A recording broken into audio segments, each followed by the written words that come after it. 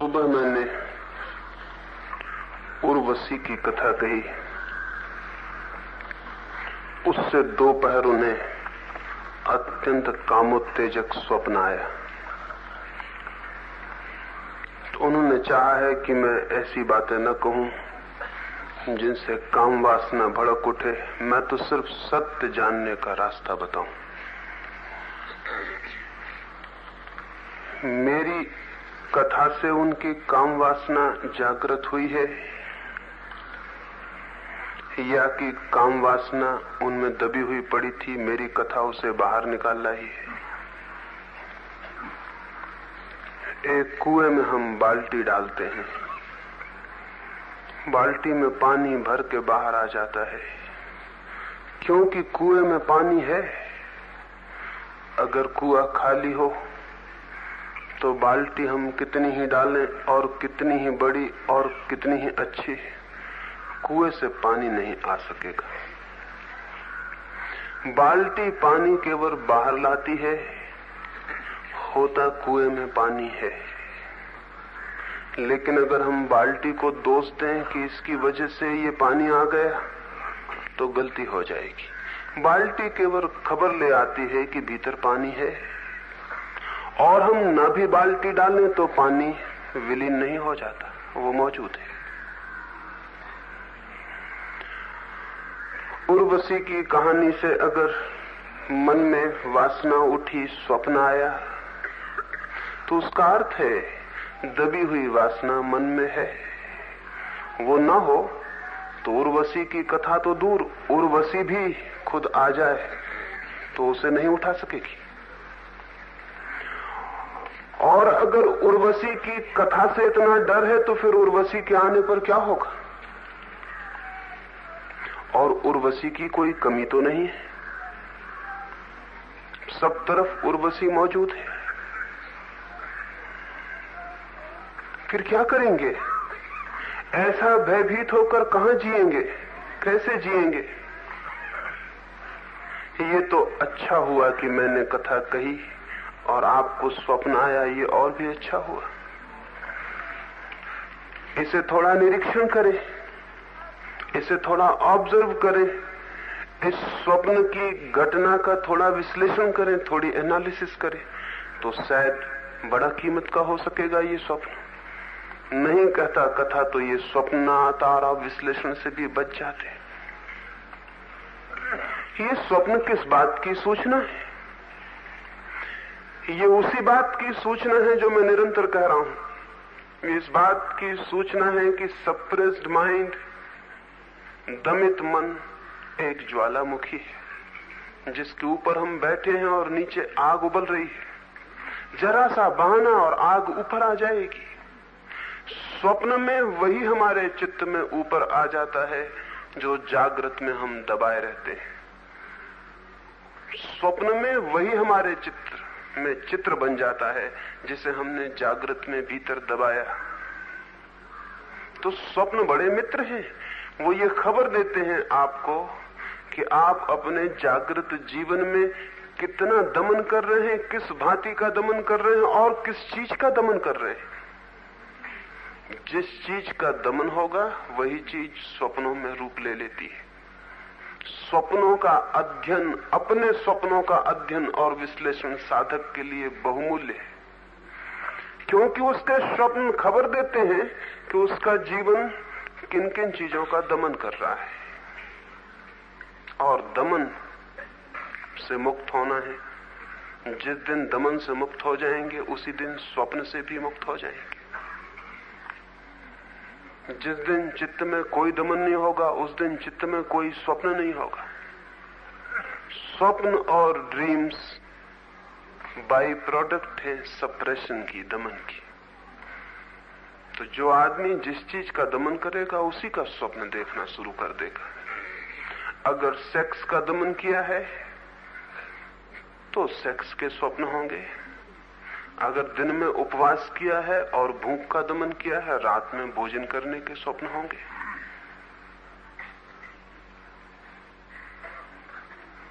जिस बात का दमन किया है वही स्वप्न में मौजूद हो जाएगी। स्वप्न दमन की छाया है। इसलिए स्वप्न को बहुत गौर से देखते रहें कि स्वप्न क्या है। वो आपके चित्त के संबंध में खबर दे रहा है। जो आदमी अपने स्वप्नों को ठीक से समझे वो खुद को ठीक से समझने में समर्थ हो जाता है। स्वप्न बहुत सूचक है और स्वप्न को समझना, पूरे गौर से उसकी खोज करनी अत्यंत महत्वपूर्ण है। जो हमारे भीतर दबा है वो बाहर निकलने की कोशिश करता है। जब हम जागे होते हैं तब हम उसे दबाए रखते हैं, जब हम सो जाते हैं दबाने वाला पहरेदार सो गया।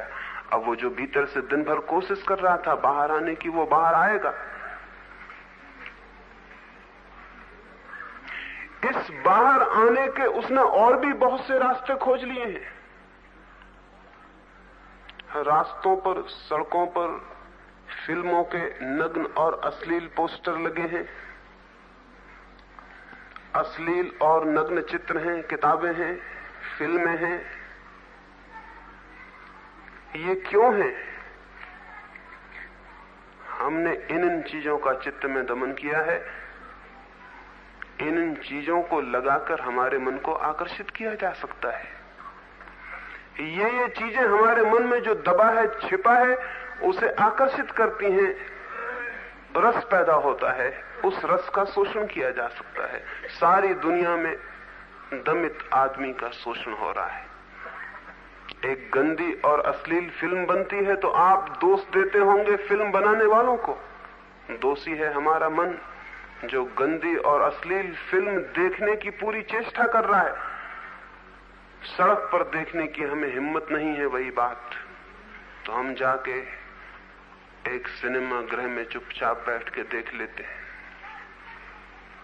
एकांत में एक किताब में गंदे चित्र देख लेते हैं, अश्लील पोस्टर देख लेते हैं। हम देखना चाहते हैं क्योंकि हमने इस चाह को दबाया है, छिपाया है। और सारे जगत में जितना दमन सेक्स के संबंध में हुआ और किसी चीज के संबंध में नहीं हुआ है। इसलिए सेक्स आदमी की बहुत बुनियादी समस्या है। ईश्वर से भी ज्यादा महत्वपूर्ण समस्या सेक्स है, क्योंकि आदमी के लिए ईश्वर तो एक शब्द है कोरा। सेक्स और वासना एक वास्तविकता, एक रियलिटी है जिसके आसपास उसका जीवन घूम रहा है। और अगर हम उसको दबाते चले जाते हैं, जैसी हमारी शिक्षाएं सिखाती हैं, दबाओ दबाओ दबाओ, धीरे धीरे हम इतने भाव दबा लेते हैं भीतर कि हमारा सारा जीवन उन्हें दबाने में और व्यवस्थित करने में व्यतीत हो जाता है। फिर स्वप्न आएंगे, कमजोर क्षणों में अभिव्यक्ति होगी उनकी, तो हम और घबराएंगे। फिर आदमी सोचता है कि कुछ ऐसा उपाय करें कि सोऊं ही ना, नींद ही कम लूं, क्योंकि नींद लूंगा तो सपने आएंगे। सारी दुनिया में तथाकथित साधक कम सोने की कोशिश करते हैं, उसका कोई और कारण नहीं, स्वप्न का डर है। नींद आई कि स्वप्न आए, और स्वप्न वही आए जिनसे दिन भर लड़ाई की है, तो भय होता है मन में, घबराहट होती है कि वो ना आए, तो नींद ही कम लो। ये कोई उपाय हुआ?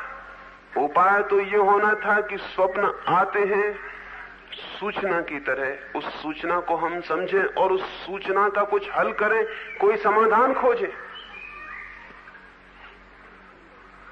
समाधान खोजने का तो उपाय नहीं करते, समस्या को दबाने का उपाय करते हैं। समाधान क्या है? समाधान यह है चित्त का दमन ना करें।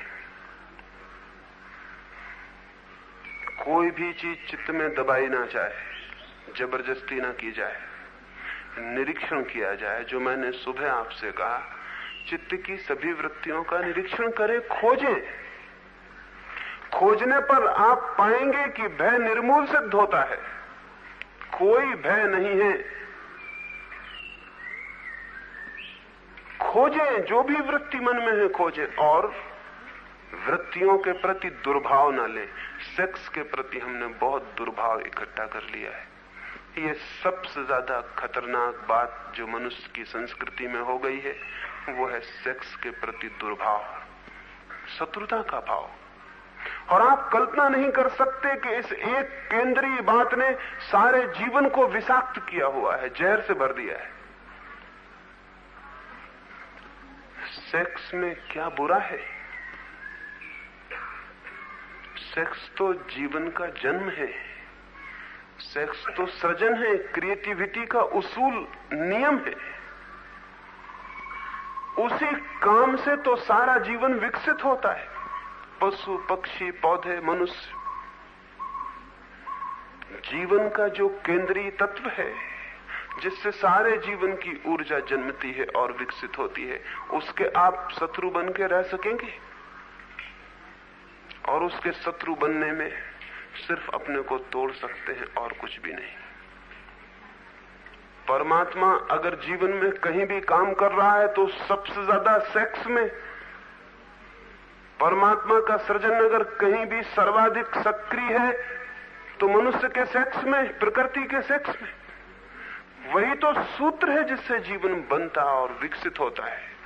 तो जीवन के इस उद्गम के प्रति अगर हमारे मन में दुर्भाव है तो हमारे मन में जीवन के प्रति ही दुर्भाव है। और जब ये दुर्भाव होगा तो इसके दुष्परिणाम होने शुरू होंगे। पहली बात तो तथ्यों को देखना और स्वीकार करना चाहिए। सेक्स की निंदा करने वाली परंपराएं मनुष्य की शत्रु हैं। सेक्स के प्रति भी सम्मान और रिवरेंस का भाव होना चाहिए। सेक्स के प्रति तो इसलिए सम्मान का भाव होना ही चाहिए कि वो जीवन का केंद्र है, जीवन का उत्स, जीवन का स्रोत। हम माँ बाप के प्रति तो सम्मान का भाव रखते हैं। वो सम्मान का भाव तब तक झूठा रहेगा जब तक सेक्स के प्रति भी हमारे मन में सम्मान का भाव ना हो। माँ बाप के प्रति और सम्मान का क्या कारण है? वे जन्म देने वाले सूत्र हैं, यही ना? तो जन्म देने वाले सूत्र वे क्यों हैं और कैसे हैं, किस कारण है? हमारा सब माँ बाप के प्रति आदर का भाव झूठा है और झूठा रहेगा। झूठा रहेगा इसलिए कि सेक्स के प्रति तो हमारा दुर्भाव है। ये दोनों बातें कंट्राडिक्टरी, ये दोनों बातें विरोधी हैं। माँ बाप के प्रति सच्चा आदर और प्रेम तभी हो सकता है जब सेक्स के प्रति भी आदर हो, निंदा और शत्रुता नहीं। पत्नी पति को आदर कैसे दे सकती है जब सेक्स के प्रति निंदा का भाव है? हम कहते हैं पति को परमात्मा समझो, समझे कैसे इस पति को परमात्मा? पति पत्नी को कैसे आदर दे सकता है? जानता है भली भांति यही नरक का द्वार है, यही उसे सेक्स के जीवन में ले जाने वाली है, यही उपकरण है पाप का। तो इस पाप के उपकरण को कैसे आदर दे? पत्नी पति को कैसे आदर दे? बच्चे माँ बाप को कैसे आदर दें? माँ बाप बच्चों को कैसे आदर दें? ये सेक्स की बाय प्रोडक्ट, ये तो उसकी ही उत्पत्ति है, ये उसी से तो आते हैं। इनके प्रति आदर कैसे हो सकता है?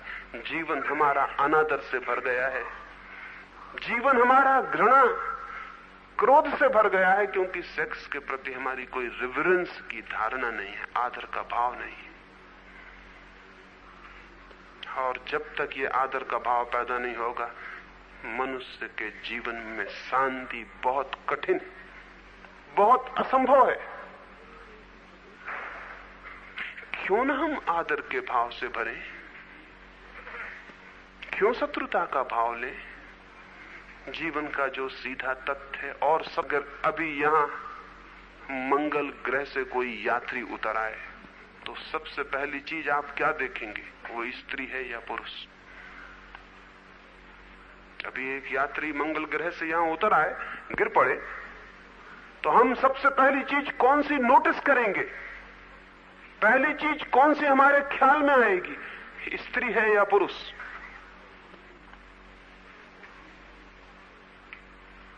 क्यों?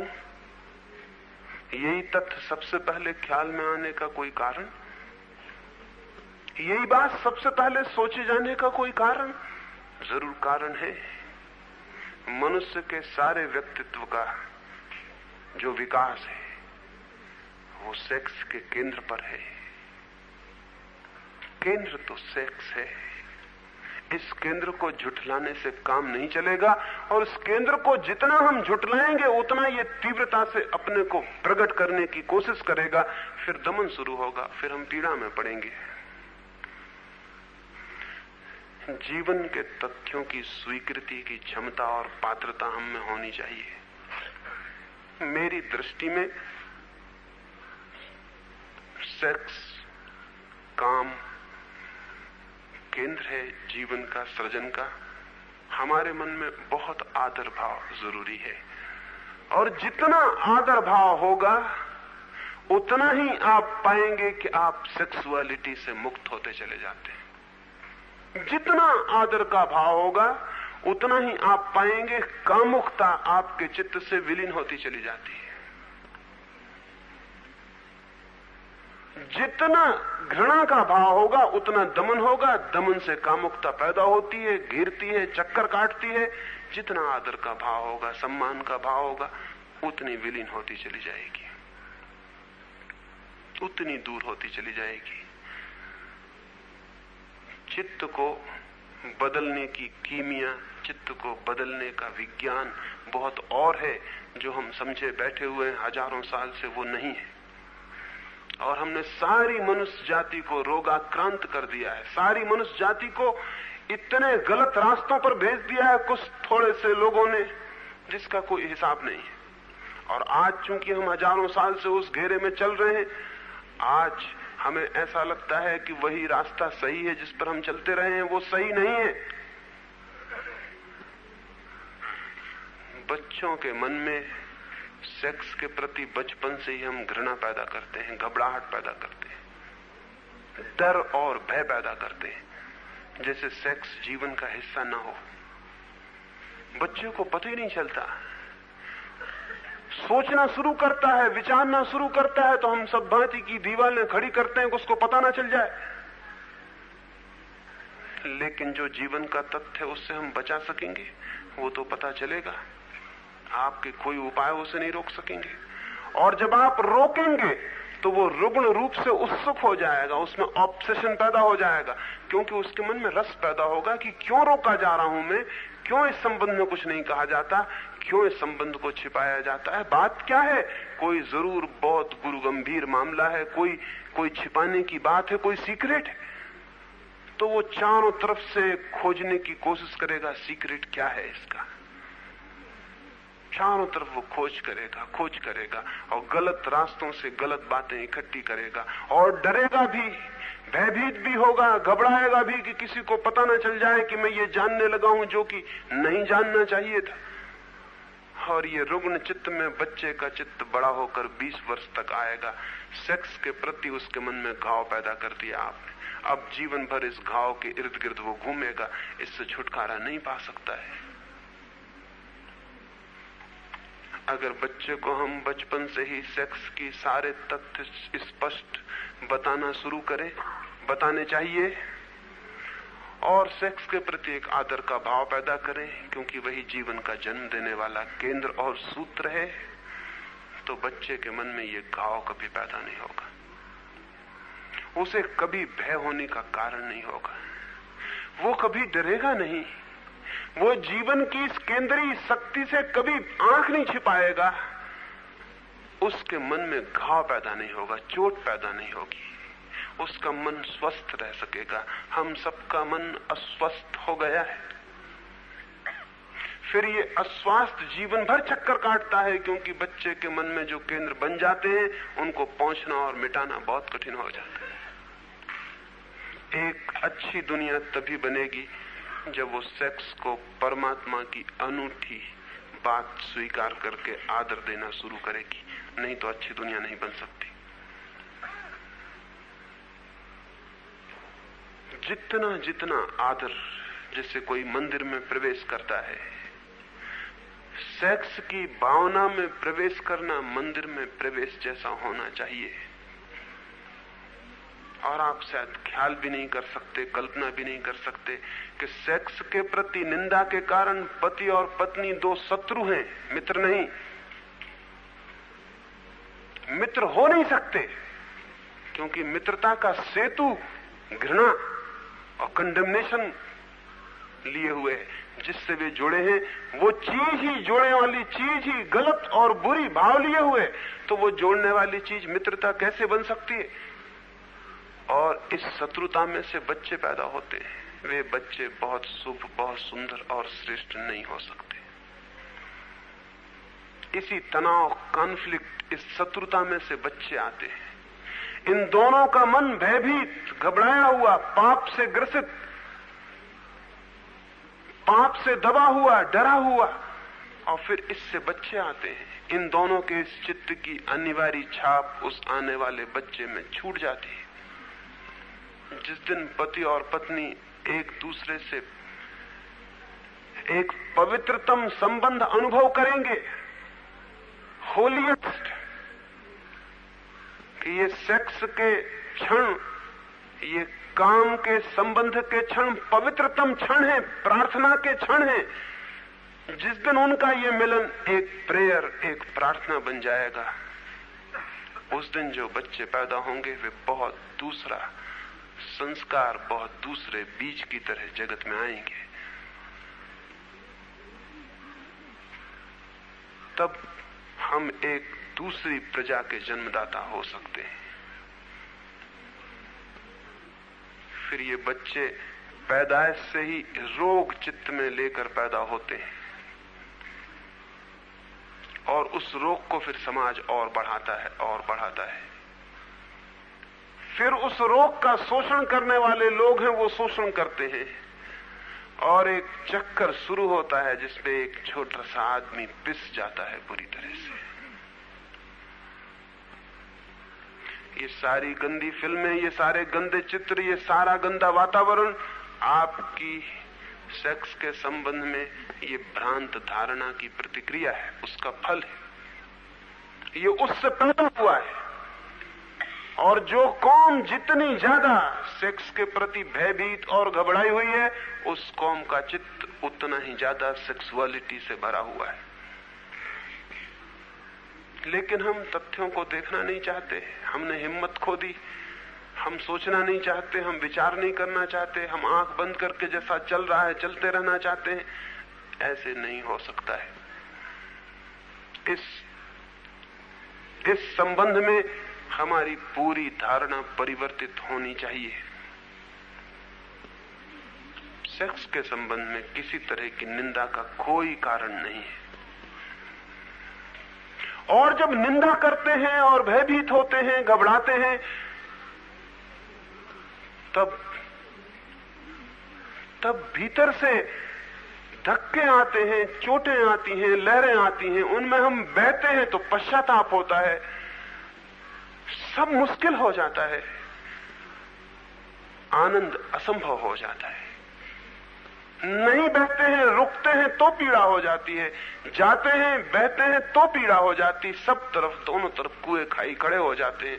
इस तरफ गिरते हैं तो तकलीफ, उस तरफ गिरते हैं तो तकलीफ। फिर आदमी क्या करे? तो फिर आदमी आवागमन से छुटकारे का उपाय सोचने लगता है कि किसी तरह से संसार से ही छुटकारा हो जाए। संसार बड़ा गड़बड़ है, ये गड़बड़ हमने किया हुआ है, ये संसार गड़बड़ नहीं है। ये संसार बहुत अद्भुत रस, बहुत अद्भुत आनंद को देने में समर्थ है, लेकिन हमने सब रस विकृत कर लिया, हम पागल हो गए। और इस पागल के केंद्र पर, हमारे पागलपन के सारे केंद्र पर काम वासना बैठी हुई है। जितने लोग पागल होते हैं, उनके अध्ययन से जाहिर होता है कि उनमें से 90% लोग सेक्स की ही रोग के कारण पागल होते हैं। और हम भी जो डमाडाल होते हैं जीवन में, वो भी सेक्स है। इससे हम ये नतीजे लेने लगते हैं, और नतीजे बिल्कुल गलत होते हैं। हम अजीब नतीजे लेने के आदी हो गए। हमें क्या नतीजा लेना चाहिए, ये बड़ी मुश्किल हो गई।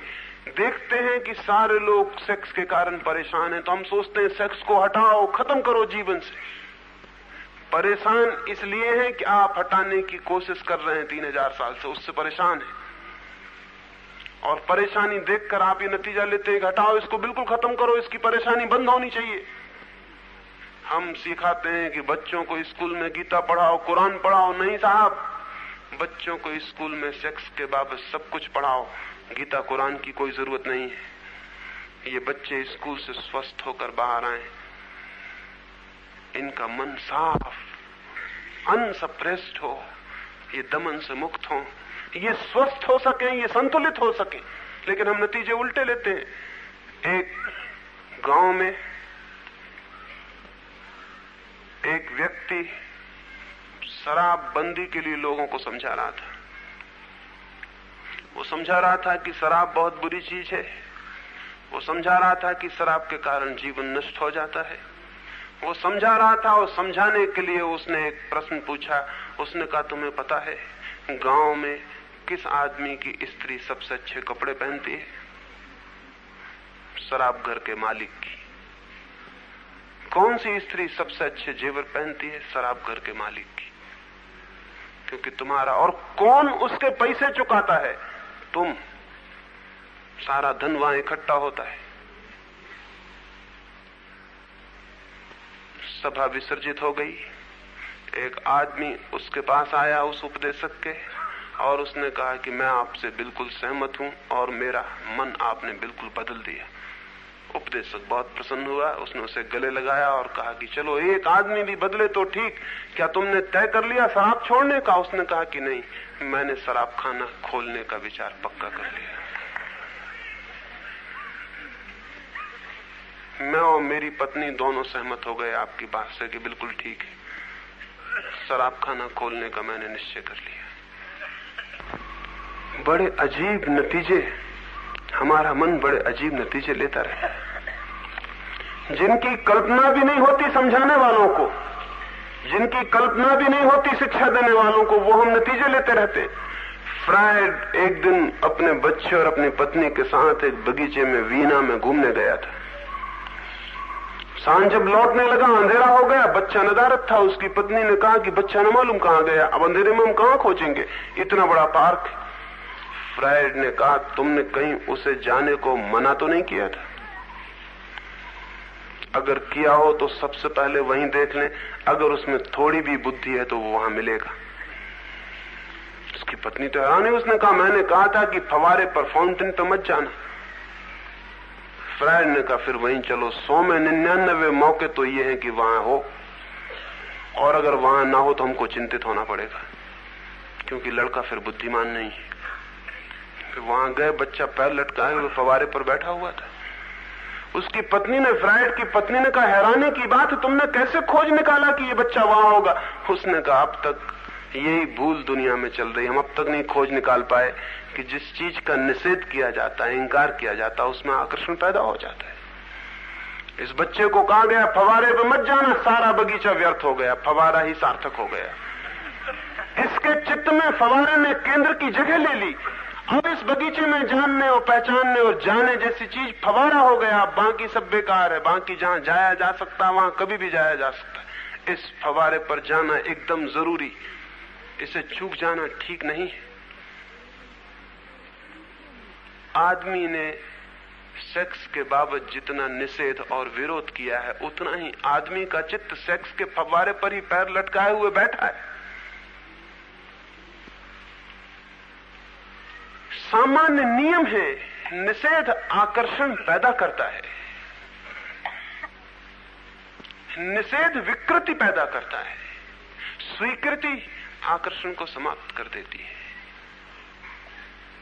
स्वीकार करने का साहस होना चाहिए, तथ्यों को वैज्ञानिक दृष्टि होनी चाहिए देखने की। और जब हम किसी तथ्य को सीधा स्वीकार करते हैं तो एक बड़ा बल, एक बड़ी ताकत पैदा होती, और फिर एक रोग हमारे भीतर जो पैदा होता निषेध से, वो बंद हो जाता है। यहां इस नगर में हम आए हुए हैं, शायद नगर के गांव के लोगों को पता भी नहीं होगा। अगर आप गांव में 2-4 जगह पोस्टर लगा देते और लिख देते कि फलां फलां जगह मीटिंग हो रही है, वहां कोई भी नहीं आ सकता है, वहां आना मना है, तो ये मैदान खाली नहीं रह सकता था। फिर इस गांव में शायद ही कोई एक आध बुद्धिमान आदमी होता जो ना आ जाता। मामला क्या है, वहां जाना जरूरी हो जाता। एक दरवाजे पर लिख के टांगने, भीतर झांकना मना है। फिर कोई इतना हिम्मत का आदमी वहां से नहीं निकल सकता जो बिना झांके निकल जाए, और अगर निकल जाए तो बड़ी मुश्किल में पड़ जाएगा। फिर 24 घंटे चित्त इसका यही होगा कि उस द्वार पर कैसे चलें, कैसे झांके। फिर रात सपने देखेगा कि द्वार खोल लिया, झांक रहा है। फिर सपनों के लिए कहेगा कि गड़बड़ हो गई, मुश्किल में पड़ गया हूं मैं। लेकिन चित्त को निषेध करना, चित्त को आमंत्रित करना है। ये बातें उल्टी दिखाई पड़ती हैं लेकिन सीधी और साफ है। हमने जिन चीजों का निषेध किया, हमने उनमें आकर्षण पैदा कर दिया है। जिन चीजों को हमने छिपाया, उन्हें हमने उघाड़ के देखने की हवा पैदा कर दी, और अब हम बेचैन और घबराए हुए हैं। इस बेचैनी का कोई इस तरह हल नहीं हो सकता जैसा हम सोचते रहे। इस बेचैनी की जड़ पकड़ लेनी है, और जड़ है दमन, जड़ है जीवन के तथ्यों का विरोध और निषेध, स्वीकार नहीं। तो मैं आपको कहना चाहूंगा इस संबंध में, सेक्स के विरोध में मत खड़े रहें, उसे स्वीकार करें, जानें कि वो है, फिर खोजें, फिर निरीक्षण करें, फिर उस वृत्ति को पकड़ें प्रेम से और उतर जाएं गहरे में। सेक्स की वृत्ति गहरी से गहरी वृत्ति है, क्योंकि उससे ही हम पैदा होते। वो गहरी से गहरी वृत्ति है जो मनुष्य के भीतर है, उसका निषेध नहीं किया जा सकता। उसमें उतरे और गहरे से गहरे जाएं। जितने गहरे आप उतरते चले जाएंगे, उतने ही आप एक मुक्ति अनुभव करेंगे कि आप मुक्त होने शुरू हो गए। और जिस दिन आप बिल्कुल जड़ों में पहुंच जाएंगे अपनी चेतना के, जहां से सेक्स का पौधा उत्पन्न होता है, वहां आप एकदम हैरान हो जाएंगे कि ये कोई उलझन की बात न थी, इतनी सरल थी, इतनी सीधी और साफ थी। इसे बदल देना बहुत आसान था, और जिस दिन वो बदलाहट होगी, उस दिन आपके सारे व्यक्तित्व में प्रेम भरपूर भर जाएगा। प्रेम सेक्स का ट्रांसफॉर्मेशन है और कुछ भी नहीं। जो आदमी सेक्सुअल है वो आदमी लविंग नहीं हो सकता। जो आदमी काम वासना से भरा है उसमें प्रेम नहीं हो सकता है। प्रेम सेक्स की ही शक्ति का रूपांतरण है। जब चित्त सब भांति सेक्स से मुक्त हो जाता है, सेक्स को जानकर, परिचय से, ज्ञान से, तब सेक्स की शक्ति का क्या होगा? वो शक्ति है, वो रूपांतरित हो जाती है, वो प्रेम बन जाती है। और ये प्रेम फिर नए ढंग का सृजन शुरू कर देता है, नया क्रिएशन शुरू कर देता है। प्रेम बहुत क्रिएटिव है। फिर प्रेम का एक एक शब्द अद्भुत रूप से सृजन करने में लग जाता है। टॉलस्टॉय एक दिन सुबह एक गांव के सड़क से निकला, एक भिखारी ने हाथ फैलाया। टॉलस्टॉय ने अपने जेब तलाशे, लेकिन जेब खाली थे। वो सुबह घूमने निकला था और पैसे नहीं थे। उसने उस भिखारी को कहा, मित्र क्षमा करो, पैसे मेरे पास नहीं है, तुम जरूर दुख मानोगे, लेकिन मैं मजबूरी में पड़ गया हूं, पैसे मेरे पास नहीं है। उसके कंधे पर हाथ रख के कहा, मित्र क्षमा करो, पैसे मेरे पास नहीं है। उस भिखारी ने कहा, कोई बात नहीं, तुमने मित्र कहा, मुझे बहुत कुछ मिल गया। यू कॉल्ड मी ब्रदर, तुमने मुझे बंधु कहा। और बहुत लोगों ने मुझे अब तक पैसे दिए थे, लेकिन तुमने जो दिया है वो किसी ने भी नहीं दिया था। मैं बहुत अनुग्रहित हूं। एक शब्द प्रेम का, मित्र, उस भिखारी के हृदय में क्या निर्मित कर गया, क्या बना गया। टॉलस्टॉय सोचने लगा, उस भिखारी का चेहरा बदल गया, वो दूसरा आदमी मालूम पड़ा। ये पहला मौका था कि किसी ने उससे कहा था मित्र। भिखारी को कौन मित्र कहता है? इस प्रेम के एक शब्द ने उसके भीतर एक क्रांति कर दी। वो दूसरा आदमी है, उसकी हैसियत बदल गई, उसकी गरिमा बदल गई, उसका व्यक्तित्व बदल गया।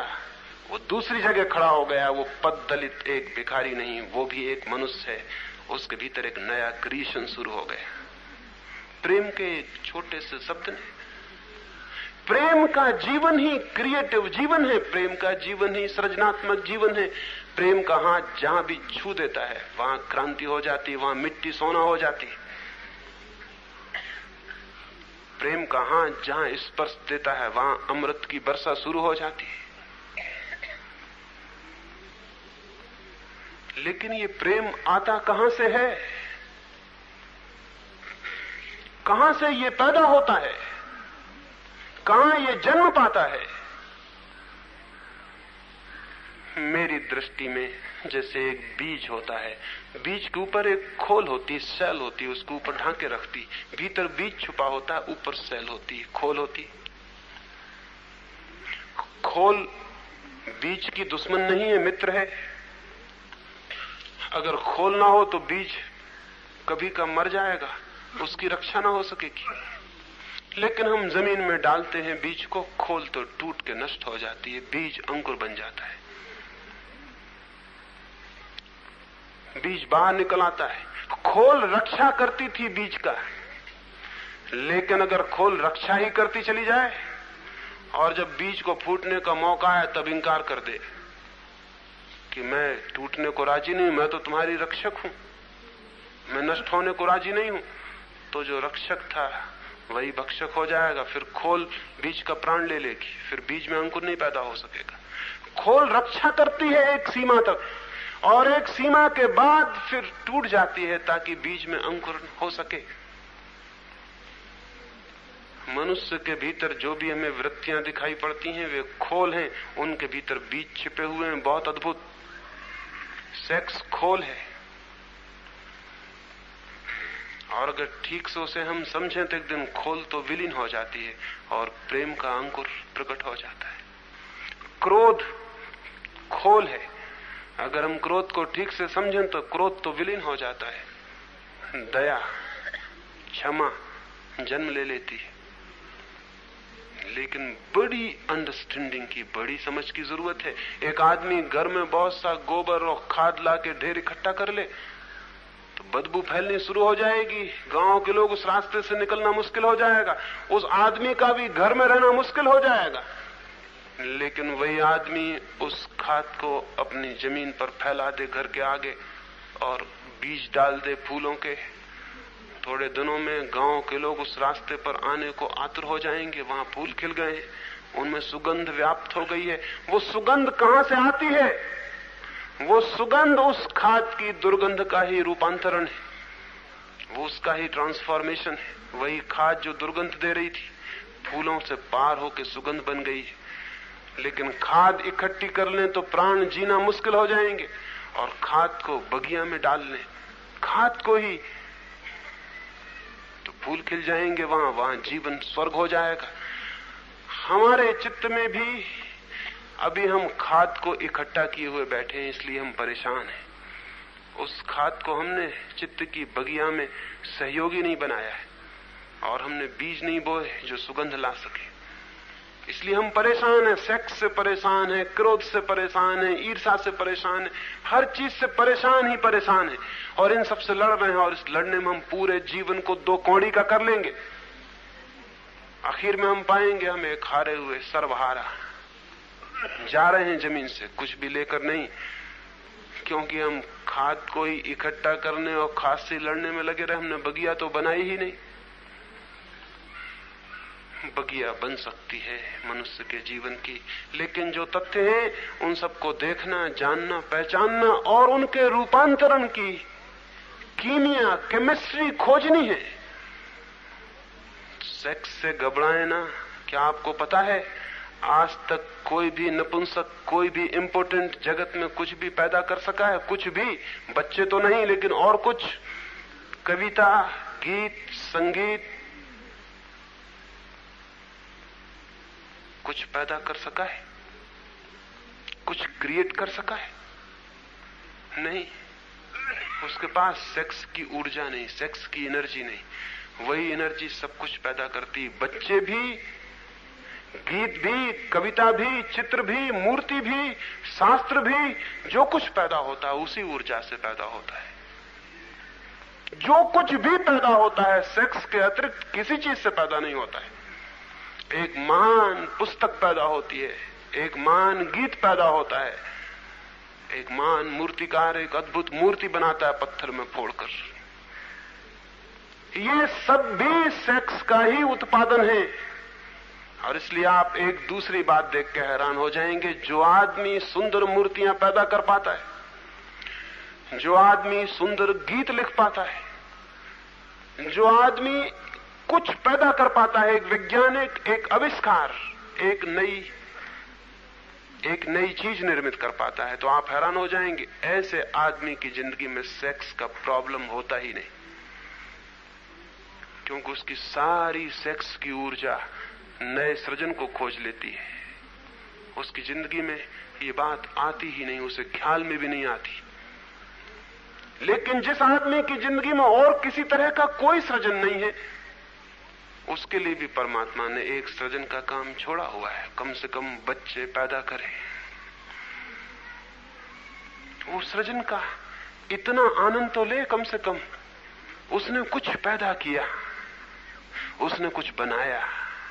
वो जमीन को ऐसे नहीं छोड़ जा रहा है, कुछ पीछे छोड़ जा रहा है। ये तृप्ति और ये संतुष्टि उसे मिले। लेकिन सृजन के बहुत तल हैं, बहुत ग्रेड्स हैं, सृजन के बहुत रूप हैं, बहुत ऊंचाइयां हैं, सृजन की बहुत गहराइयां हैं। लेकिन वे सब गहराइयां, सब ऊंचाइयां सेक्स की ऊर्जा से ही जन्म पाती हैं। वही उनका केंद्र है। उसके प्रति विरोध से नहीं, उसके प्रति समझ, प्रेम, आनंद और सम्मान से आदमी नीचे से ऊपर की तरफ विकसित होता चला जाता है। तब वो बच्चे ही पैदा नहीं करता, कुछ और भी पैदा करता है। तब वो पार्थिव ही पैदा नहीं करता, कुछ अपार्थिव को भी जमीन पर उतार लाता है। तब उसकी चेष्टाएं कुछ अलौकिक, कुछ अपार्थिव जीवन, कुछ अपार्थिव शक्तियों को भी जमीन पर आमंत्रित कर लेती हैं। वो एक सृष्टा बन जाता है। इसलिए इसे सोचें, इसे खोजें। हजारों साल ने जो कहा है वही जरूरी रूप से सही न मान ले, वो सही नहीं है। उस पर पुनर्विचार, उस पर रिकंसिडरेशन होना आवश्यक है। कम से कम सेक्स के बाबत तो हमारी सारी दृष्टि नई हो जानी चाहिए।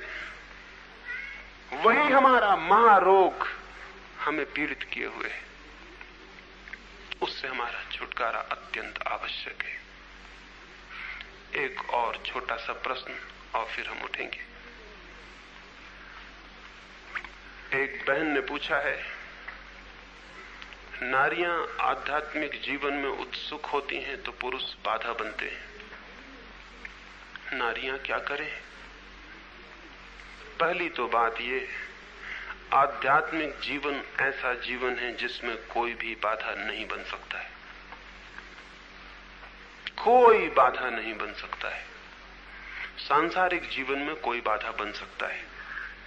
मुझे एक रास्ते से जाना है और आप रास्ते पर दीवार खड़ी कर दें, बंदूक लिए खड़े हो जाएं, उधर से मैं नहीं जा सकूंगा।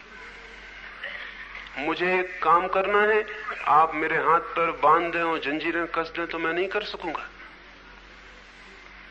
सांसारिक जीवन में दूसरे लोग बाधा बन सकते हैं। क्यों? क्योंकि सांसारिक जीवन में दूसरे लोग सहयोगी भी बन सकते हैं। जहां सहयोग मिल सकता है वहां बाधा भी मिल सकती। आध्यात्मिक जीवन में सहयोग भी कोई नहीं दे सकता, बाधा भी कोई नहीं दे सकता।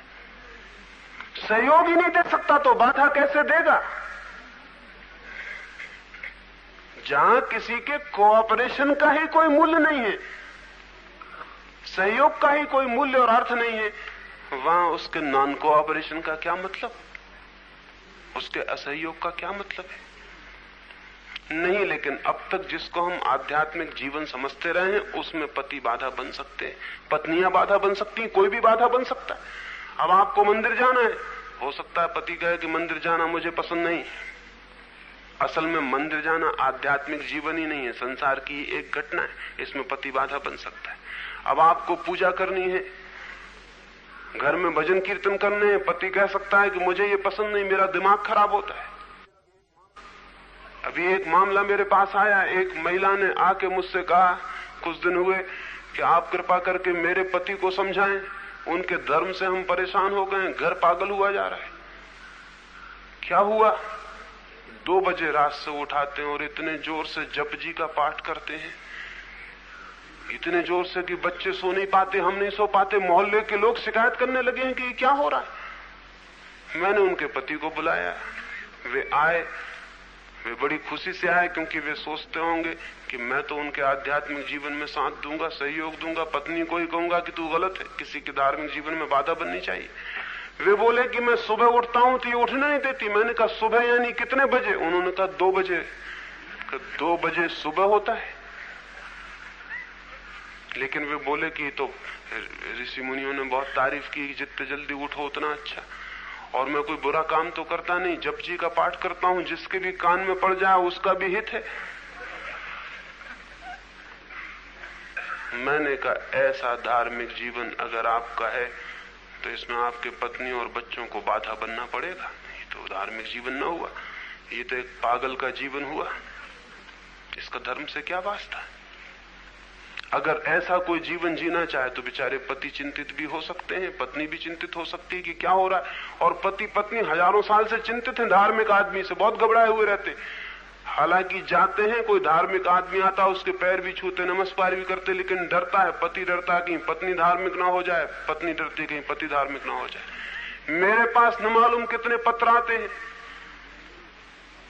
पत्नियां लिखती हैं कि हमारे पति जरा बहुत ही धर्म में उत्सुक हो गए, इससे घबराहट हो गई, कोई रास्ता बताइए।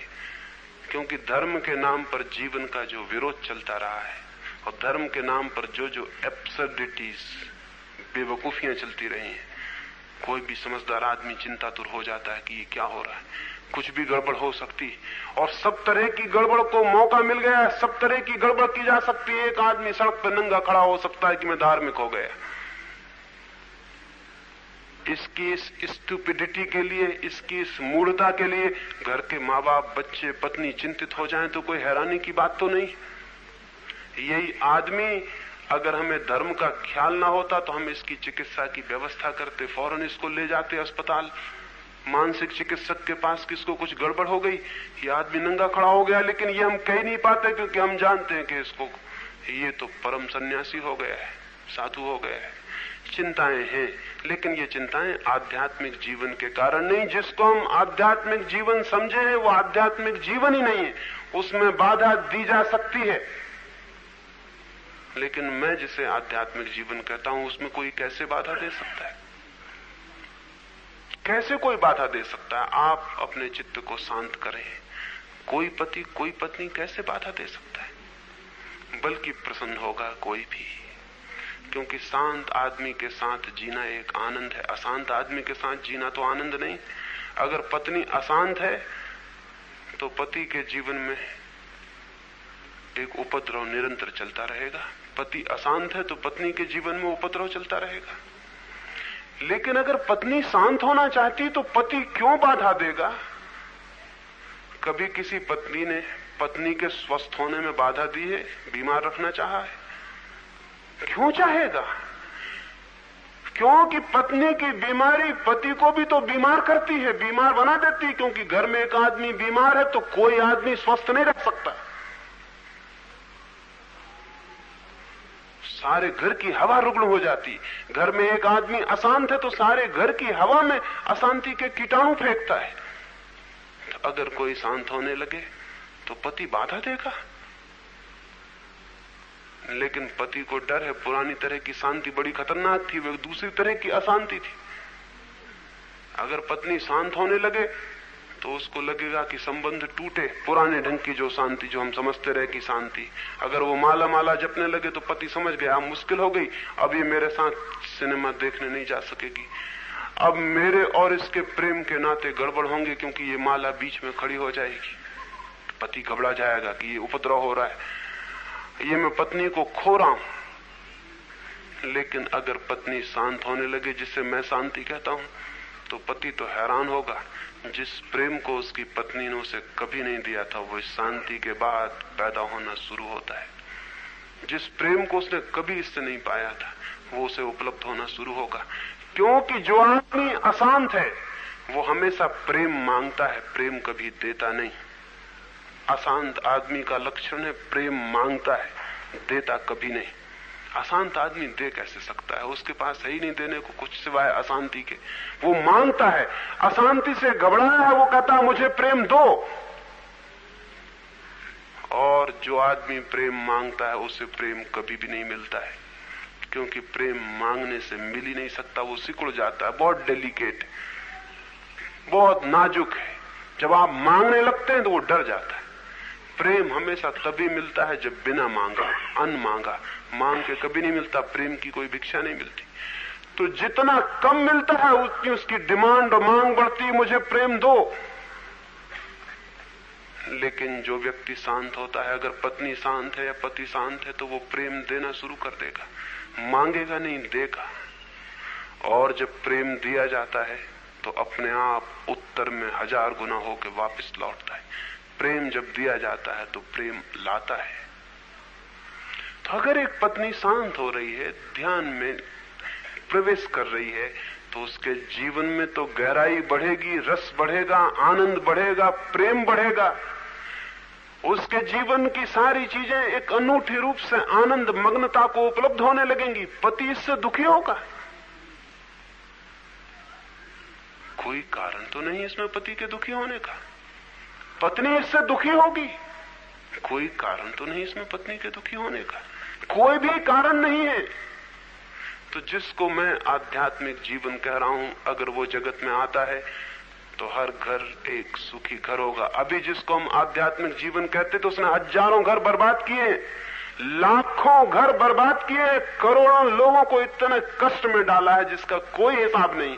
लेकिन हम न मालूम कैसे लोग हैं, चुपचाप देख रहे हैं। दुनिया में क्रिमिनल्स ने, अपराधियों ने इतना नुकसान नहीं किया जितना तथाकथित धार्मिक लोगों ने किया है।